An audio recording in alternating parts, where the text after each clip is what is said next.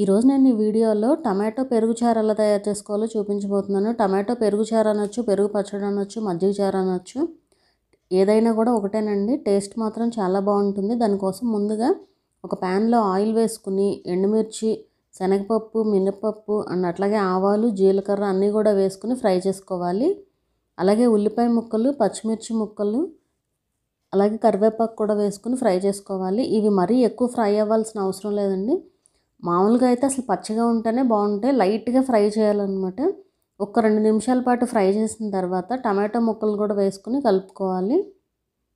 ఇలా కలుపుకుని ఇప్పుడు మొత్తం రెసిపీకి సరిపడా ఉప్పు ఇక్కడే యాడ్ చేసుకోవాలి. ఉప్పు వేసేసుకుని అలాగే కొంచెం పసుపు కూడా వేసుకుని ఒకసారి కలుపుకుని మూత పెట్టి టమాటోని మగ్గించాలి. టమాటో కూడా పూర్తిగా మగ్గిపోకూడదు, ఒక మాదిరిగా మగ్గితే సరిపోతుంది.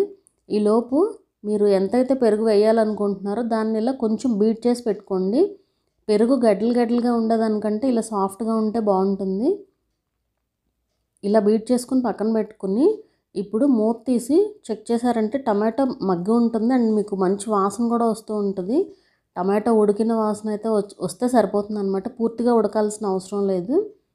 ఇప్పుడు స్టవ్ ఆఫ్ చేసుకుని అది ఆరిన తర్వాత పెరుగు యాడ్ చేసుకోవాలి. పూర్తిగా ఆరిన తర్వాత వేసుకోవాలి. ముందే వేసేస్తే కొంచెం విరిగిపోయినట్టుగా అయిపోతుంది పెరుగు. సో అంతేనండి, రెడీ అయిపోయినట్టే.